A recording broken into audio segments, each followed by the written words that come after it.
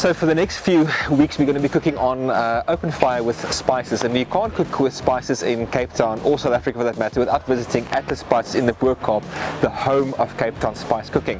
And with me is Wahab Ahmad, and Wahab is one of the owners. That's correct, yes, the director. Wonderful. And how long have you had the shop for? This shop is here from 1946 already. 1946, and in your family since then? In the family since then. I'm the second generation, and then my son is hopefully taking over from me. Well, we hope to keep it in the family. Yes. Yeah. So if you think of all the wonderful spices we love cooking with in sort of Cape spice cuisine, cumin, coriander, lots of cardamom and so on, what are your favorite spices to cook with? No, you need to have turmeric, you need to have coriander. It depends what you're going to cook. Sure. And like if you cook fish curry, you don't need the fennel. Yeah. But you need less spices in the fennel. But if you're going to cook chicken or meat, then you need about 12 different types of spices. Now today we're going to cook on the Webbers with charcoal and amazing spice recipes. Have you braai spiced before? Yes, yeah. No, spice is such a beautiful thing. Like, for example, if you want to get the real thing, yeah, you need to buy the whole one. I know it's a lot of effort. Just give it, put it on a plate or put it in the oven, warm it, and then you crush it. Yeah. You'll see the aroma coming out of that.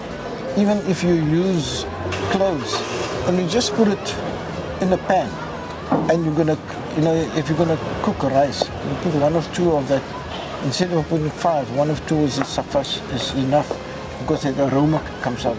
That's the beauty of spices. Yeah. We always talk about the difference between flavoring and seasoning food, but in this case we're talking about flavoring.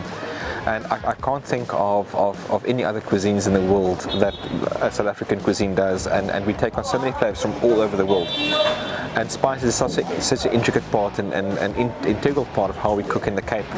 I can't imagine Cape cuisine existing without spices, and obviously the history of how spices came to the Cape. That's right. It's incredible. I think the contribution that Atlas has made to Cape cuisine is actually very important. I think we celebrate it more.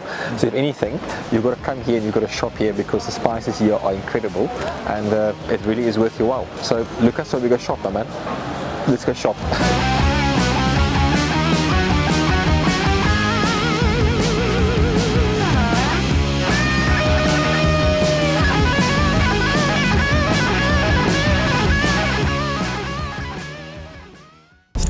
I'm Bertus Basson, and as winter is starting to creep into South Africa, we are thinking of ways to heat ourselves up a little bit. And what better way than cooking with spices over the Weber?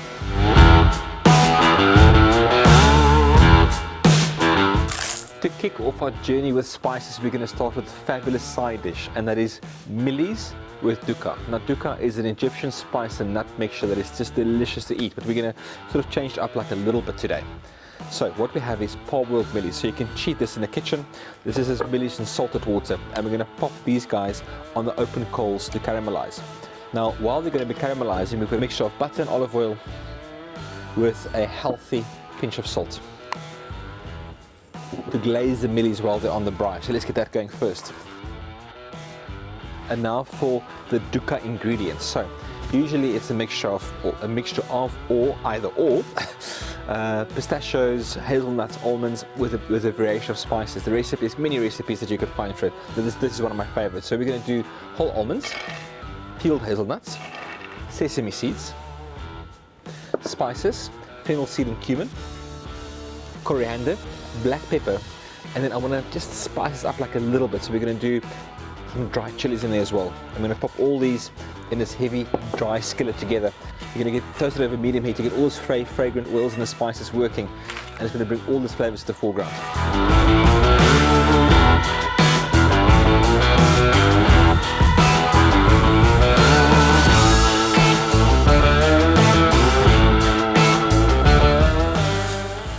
All these spices are beautifully toasted, and I can't even explain to you how fragrant this smells. The nutty smell of nuts and sesame seeds, of course, black pepper, fennel seeds, cumin, coriander seed, and then these dry chilies that I like to add just for like a touch of heat. One day we're going to invent smell-o-vision, but not today. Now you could use a pestle and mortar, but I'm going to use my blender to just give it a quick crush.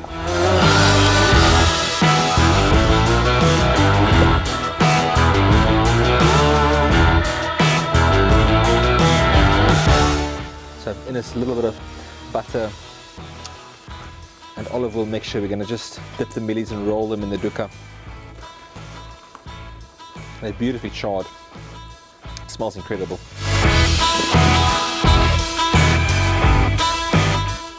I think if you have this mealie, a little bit of lime is going to go a long way. This is a great braai snack or side dish. It smells incredible, it looks incredible, and it's completely inspired by our visit to Eike Spices. I hope you try this. It is insane. I think it's going to become like a new national dish, huh?